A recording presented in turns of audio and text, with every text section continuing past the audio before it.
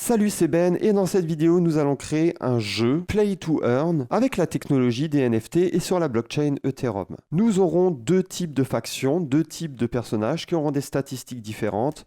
Nous pourrons créer des personnages, voir les NFT que l'on possède, vendre surtout son personnage sous la forme d'un NFT, se soigner et enfin combattre d'autres personnages. On va aussi voir les algorithmes, etc., etc. C'est parti! Alors avant de commencer à coder le contrat intelligent pour ce jeu, ce que j'ai fait ici, c'est que je vous ai préparé un PowerPoint. Déjà, on va voir un peu le principe du jeu. La possibilité, déjà, première, c'est de créer des personnages, et par extension, en fait, des NFT, sur des comptes Ethereum. Et on mettra la possibilité de créer jusqu'à 5 personnages par compte Ethereum. Possibilité aussi de combattre d'autres personnages, avec certains de ces personnages.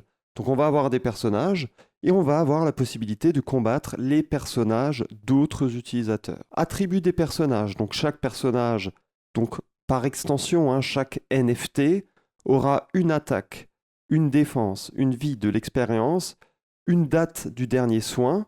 Le soin, en fait, ça sera une fonctionnalité qui va nous permettre de régénérer les points de vie du personnage. Et on aura aussi la date du dernier combat. On aura ici deux types de factions.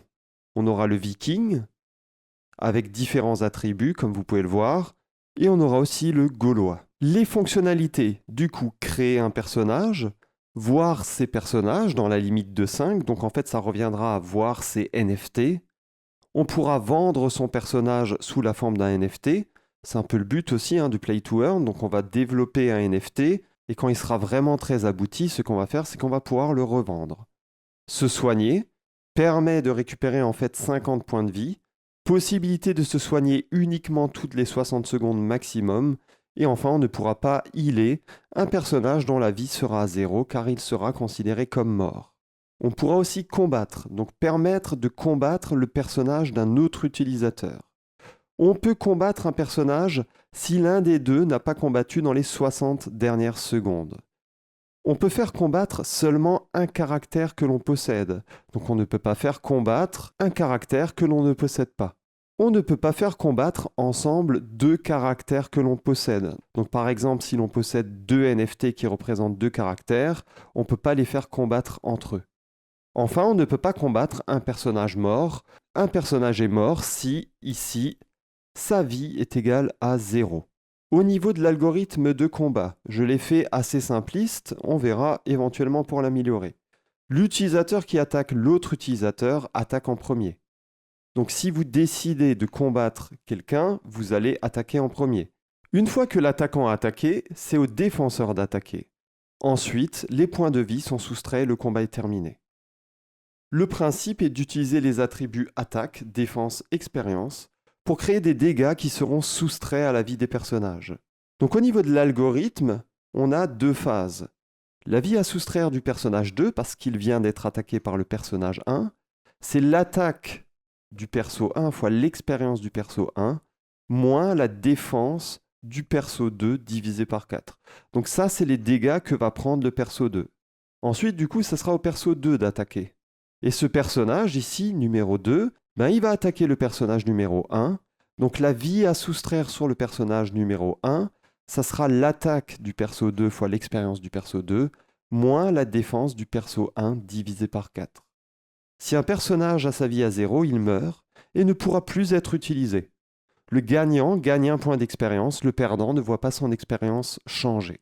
En fait, quand on réfléchit ici, quand on va faire combattre deux personnages, donc deux NFT, il va y avoir trois possibilités.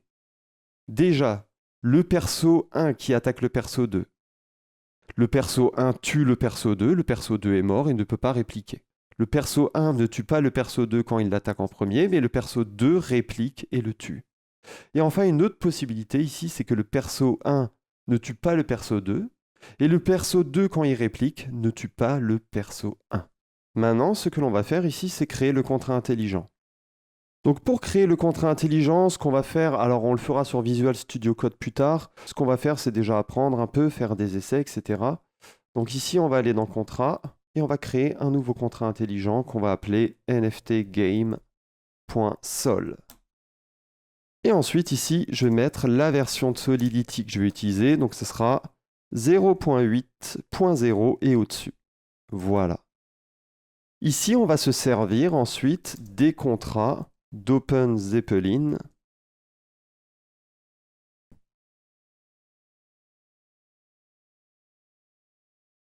Donc, le contrat ERC 721, qui est le mieux pour les tokens non fongibles.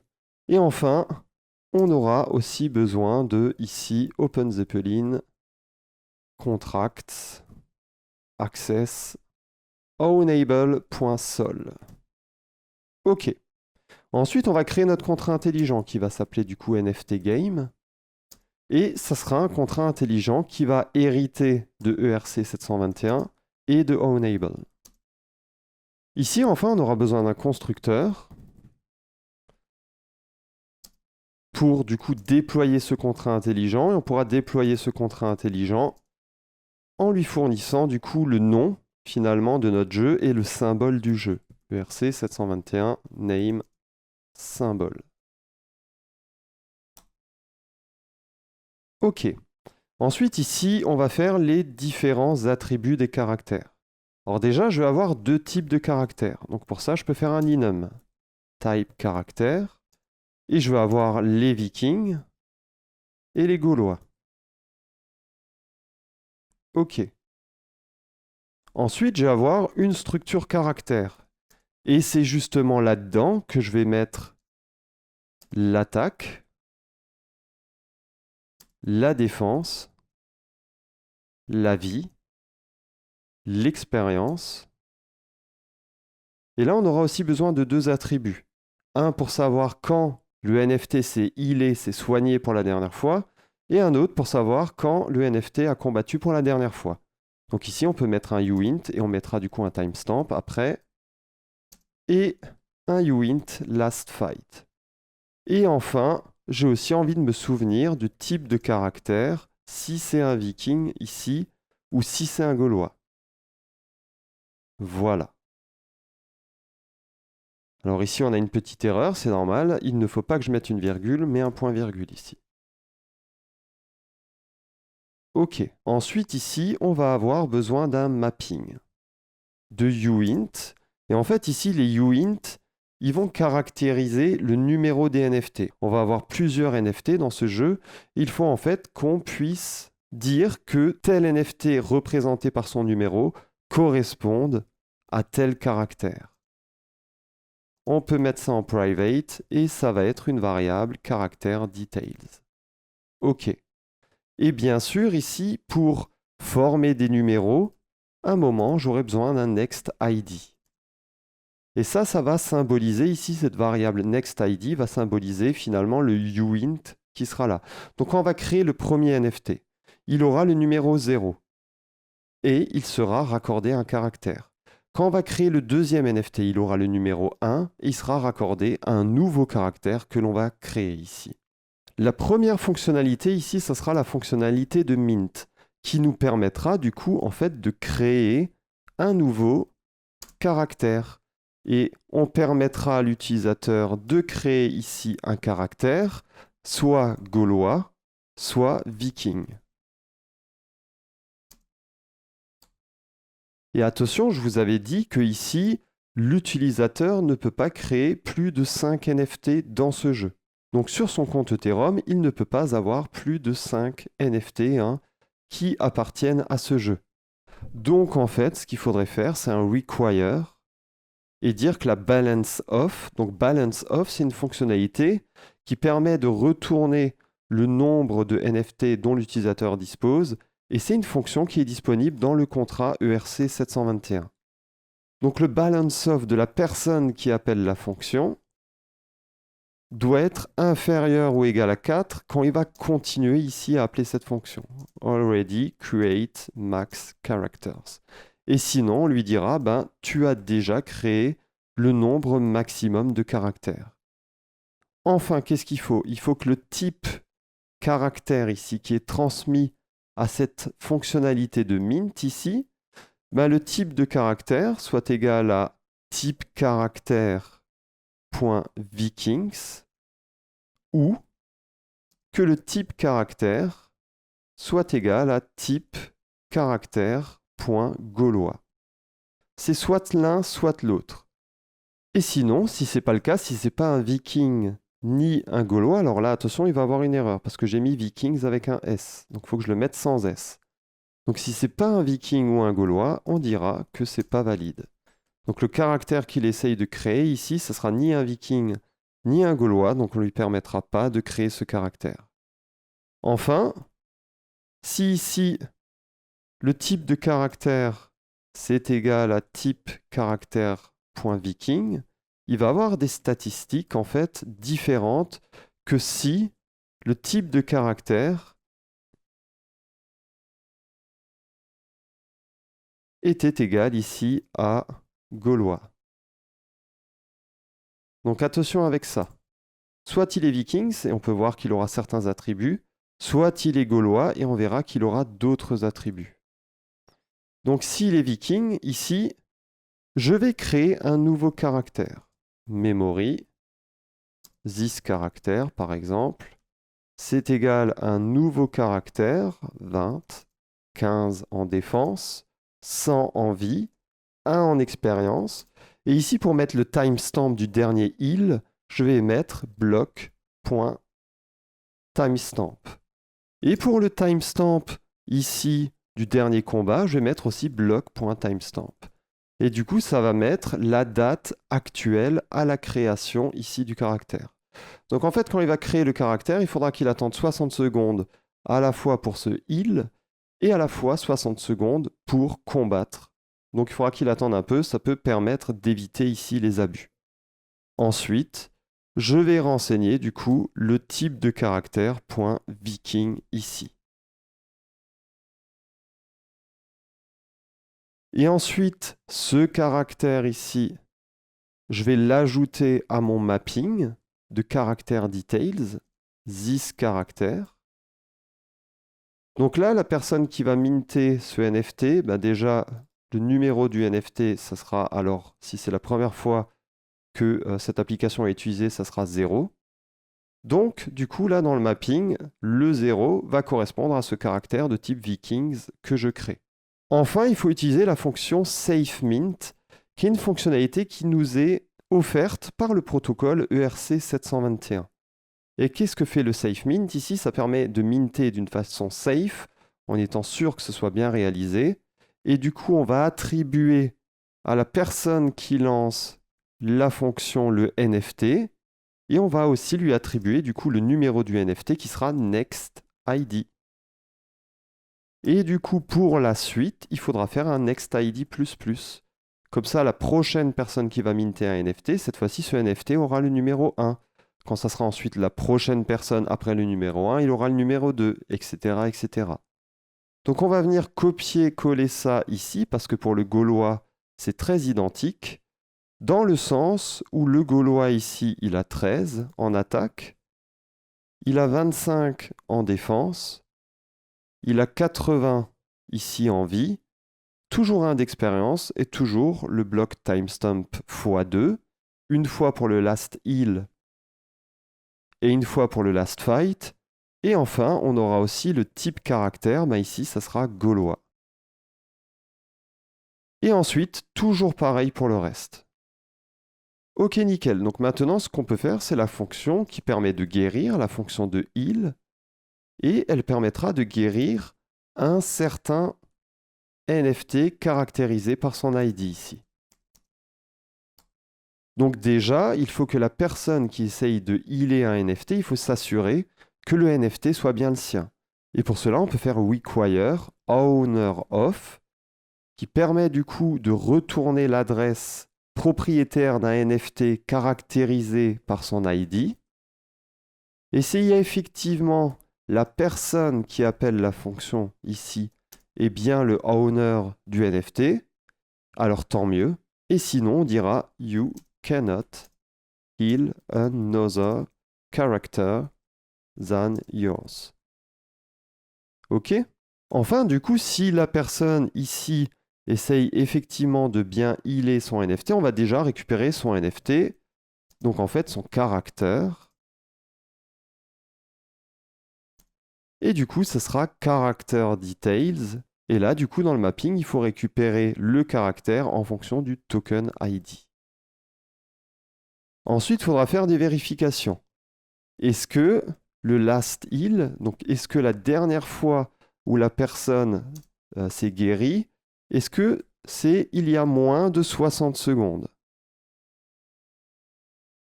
Bah, si c'est le cas, ce qu'on va faire, on va dire too soon to heal. Enfin, pour healer la personne, donc pour la guérir, il ne faut pas qu'elle soit morte. Donc en fait, il faut dire que ce caractère, bah, sa vie, elle doit être supérieure ici à 0. Et sinon, on dira bah, can't heal someone that is dead. On ne peut pas guérir quelqu'un qui est mort. Logique. Et ensuite, on fera this caractère .last heal. Donc là, on mettra à jour pour ce caractère la dernière fois qu'il s'est heal. Bah, c'est égal à block.timestamp, donc maintenant. Et on va healer le caractère en faisant this caractère.life plus égale 50. Donc on va rajouter pour ce NFT 50 de vie. Voilà.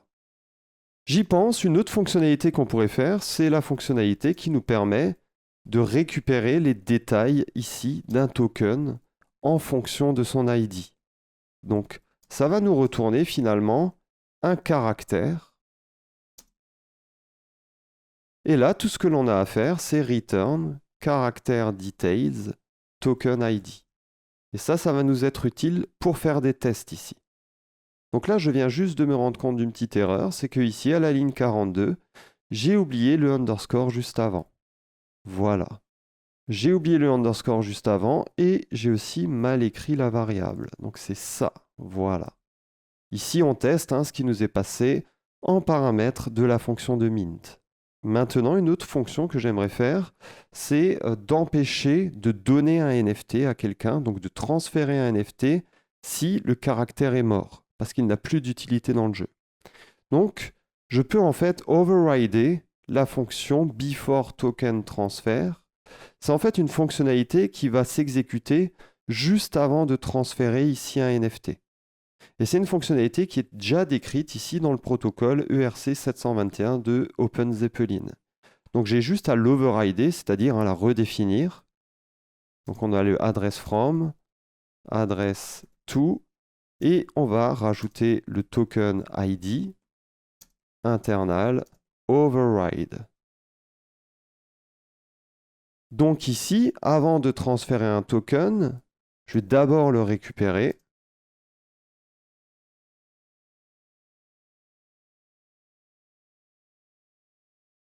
Voilà, selon son ID. Et ensuite, pour transférer du coup ce NFT, il faudra que ici, la vie du caractère soit supérieure à 0. Et sinon, on dira this character is dead and cannot be transferred. Donc ce caractère est mort, ce personnage est mort et on ne peut pas le transférer. Voilà.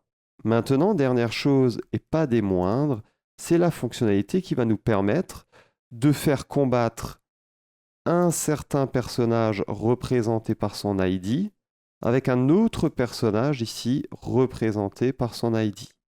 Public, payable. Pourquoi payable? Vous allez le voir.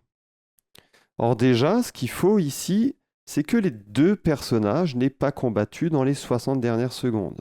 Donc il faut que caractère detail de token ID 1.lastFight plus 60 soit inférieur à block.timestamp. Et il faut aussi que caractère detail de token ID 2.lastFight plus 60 soit inférieur à block.timestamp. Et sinon, on va dire que must wait before next fight. Donc en gros, ce qu'on va dire ici, c'est que c'est bien, mais bon, un des deux personnages, donc on va faire affronter deux personnages, mais un des deux personnages s'est déjà battu dans les 60 dernières secondes. Donc il ne peut pas. Ensuite, il faut aussi s'assurer ici que la personne qui détient le token ID 1 soit la personne qui appelle la fonction. Donc, il y a quelqu'un qui va vouloir se battre, donc il va faire combattre son token. Donc, il va faire combattre son NFT représenté par le token ID 1. Il va le faire combattre avec un autre NFT représenté par son token ID 2. Et en gros, ce que je veux, c'est qu'il n'y ait pas quelqu'un qui puisse provoquer une bagarre si la personne, le personnage qui va se bagarrer, se fighter, n'est pas une propriété de la personne qui appelle du coup cette fonction pour se bagarrer, justement. Et sinon, on dira not your character. Qu'est-ce qu'on veut encore? On veut aussi que la personne ici, qui est le propriétaire du token 1, ne soit pas en même temps le propriétaire du token 2. Token ID 2. Pourquoi? Parce que ici, si on a un propriétaire de deux NFT, il ne pourra pas faire combattre ces deux NFT ensemble. L'objectif ici, c'est de combattre avec d'autres utilisateurs. Donc là, si c'est le cas, effectivement, you cannot fight your own character. Tu ne peux pas te battre avec un caractère qui t'appartient, avec un personnage qui t'appartient.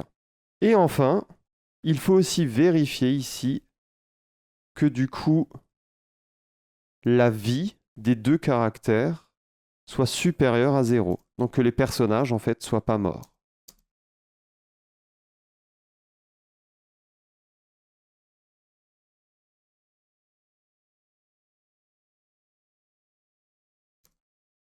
Et sinon, on dira you can only fight living character.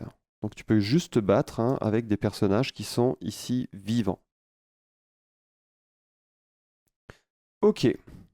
Ensuite, maintenant, il faut faire le calcul pour les combats. Donc on peut le voir là, le calcul vise à soustraire du personnage 2, c'est égal à l'attaque du perso 1 fois l'expérience du perso 1, moins la défense du perso 2 divisé par 4. Donc ici, ce qu'on va faire, c'est qu'on va faire les calculs pour savoir combien de vies enlever aux deux personnages. Donc on va faire uint, subtract life to caractère 2. Donc le nombre de vies qu'on va enlever au caractère 2, c'est égal ici à l'attaque du coup du caractère 1 fois l'expérience ici du caractère 1 moins la défense du caractère 2 divisé par 4. Alors là, juste voilà. Voilà. Alors regardons, parce que je crois que j'ai fait une petite erreur. Qu'est-ce qu'il nous dit? Oui, bah là, forcément, c'est la défense du caractère 2 qu'il faut que je récupère. Ok, parfait. Et pour ici, le montant à enlever du caractère 1, ben, ce qu'il faut faire, du coup là on va mettre 1, c'est finalement intervertir le tout. 2. Et puis là, on va mettre 1. Voilà. Et ensuite, ici, ce que je vais mettre à jour, c'est les timestamps. C'est-à-dire que ici, le caractère numéro 1, donc celui qui enclenche le combat, ben, la dernière fois qu'il s'est bagarré, c'est maintenant. Et pareil pour le caractère 2 ici. Les deux se sont bagarrés, sont en train d'ailleurs de se bagarrer maintenant. On fait les calculs. Donc là, il faut faire les différentes possibilités. La première possibilité, c'est que le perso 1 tue le perso 2, et du coup, le perso 2 ne peut pas répliquer. Qu'est-ce que ça veut dire? Ben, en gros, si du coup, character details token id2.life, donc la vie du token du NFT numéro 2, moins ce qu'on va lui enlever maintenant, si c'est inférieur ou égal à 0, alors, ce qui va se passer ici, c'est que le caractère numéro 1 a tué le caractère numéro 2 et que du coup, le caractère numéro 2 ne peut pas répondre. Donc, qu'est-ce qu'on va faire ici? On va dire que du coup, la vie du caractère numéro 2, id et tout, point, donc sa vie est égale à 0, et que du coup, là, l'objectif, c'est du coup, pour le caractère numéro 1 qui a gagné, on va améliorer son expérience, incrémenter son expérience de 1. Sinon, si on n'a pas en fait ce modèle-là, qu'est-ce qui s'est passé? La deuxième possibilité, c'est que finalement le perso 1 ne tue pas le perso 2, mais que le perso 2 réplique du coup et le tue. Comment on peut faire ça? En gros, si du coup les caractères details, donc en fait la vie ici du token numéro 2 moins subtract life to caractère 2 est supérieur à 0, c'est qu'en gros sa vie actuelle moins ce qu'on lui a enlevé est toujours supérieur à 0, donc c'est qu'il ne va pas mourir. Et que du coup, les caractères details du token id1.life moins ce qu'on lui enlève. Donc après le combat, combien il va rester au caractère numéro 1?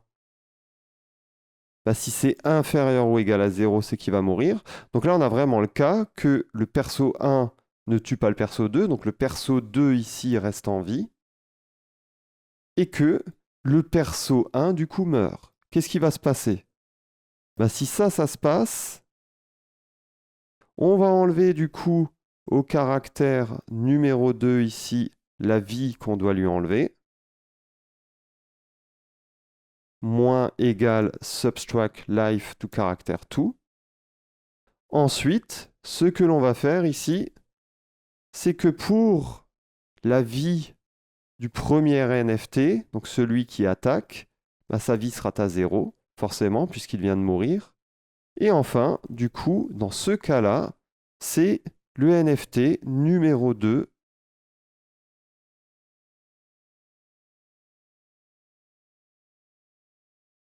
qui va ici gagner de l'expérience. Et enfin, on a encore une troisième possibilité ici. C'est quoi cette possibilité? C'est que le perso 1 ne tue pas le perso 2 et que le perso 2 réplique sans tuer le perso 1. Donc, si on a ce cas, qu'est-ce que l'on va faire ici? On va déjà enlever la vie à ces deux personnages.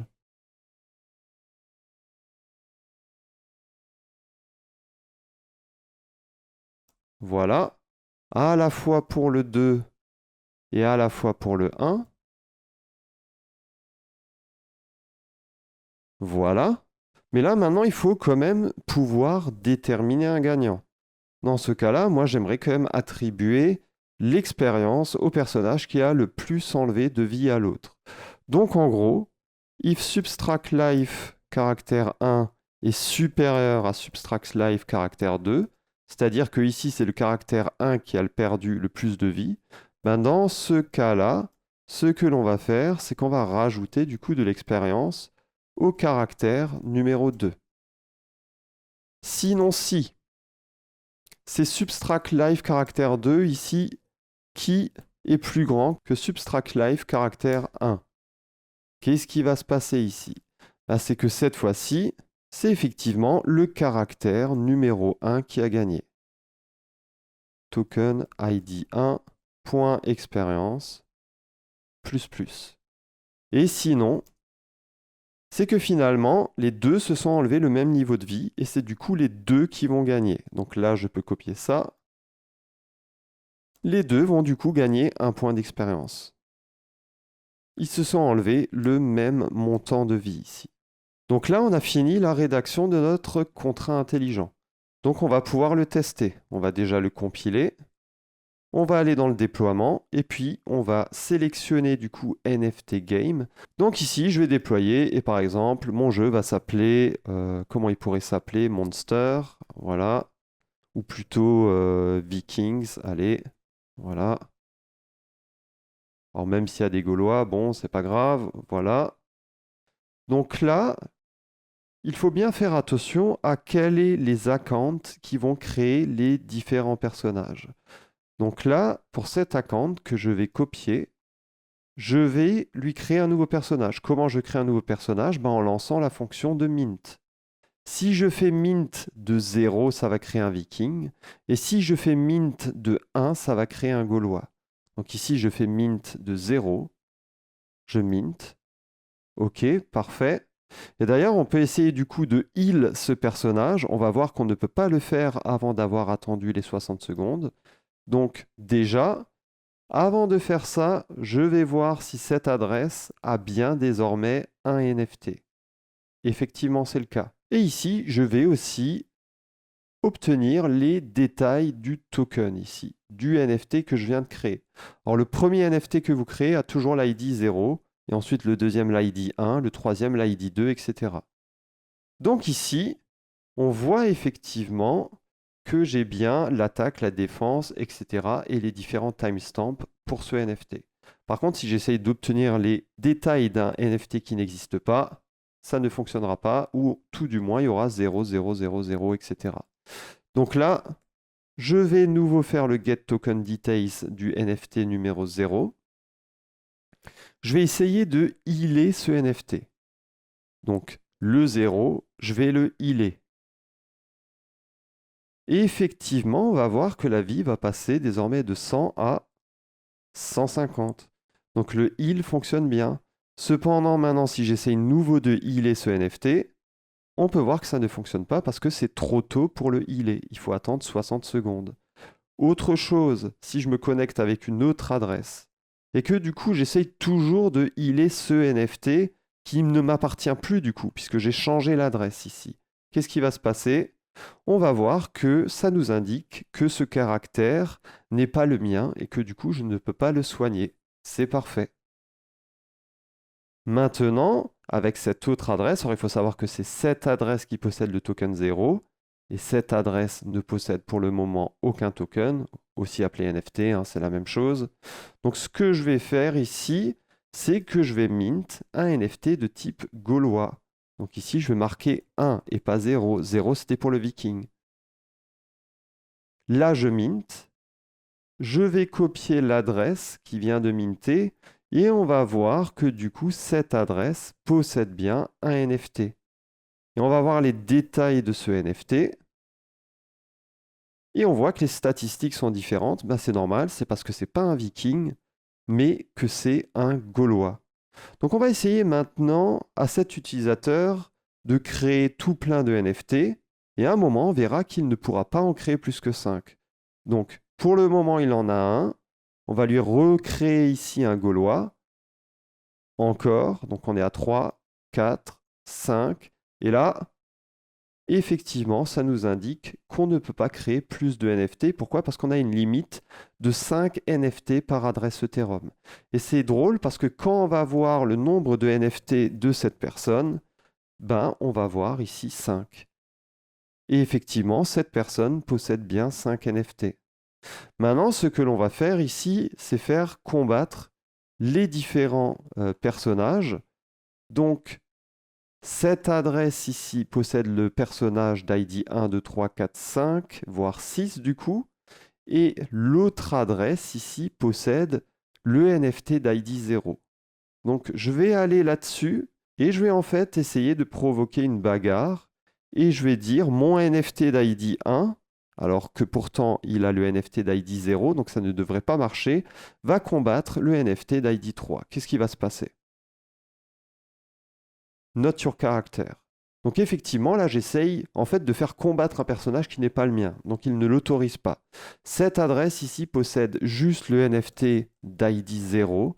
Et cette fois-ci, on va voir que effectivement, je peux combattre du coup un autre personnage. Du coup, quand on va voir les informations ici du NFT d'ID 0, on va voir que désormais, il a plus 150 mais 140, donc il a un peu perdu de vie, et que désormais, en expérience, il est plus à 1, mais il est à 2. Donc a priori, il a gagné le combat.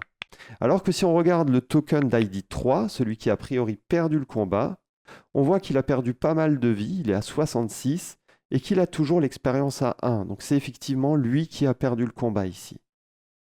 Voilà, j'espère que ça vous aura permis de comprendre un peu mieux comment on crée des jeux à partir de NFT. N'hésitez pas à mettre un gros pouce bleu. Si vous avez des questions à aller sur Discord, dites-moi si ça vous intéresse que je fasse un jeu complet. Du coup, avec une interface graphique, ça serait une suite de plusieurs vidéos, du coup. Dites-moi si ça vous intéresse et en attendant, je vous dis à très bientôt. Ciao, ciao.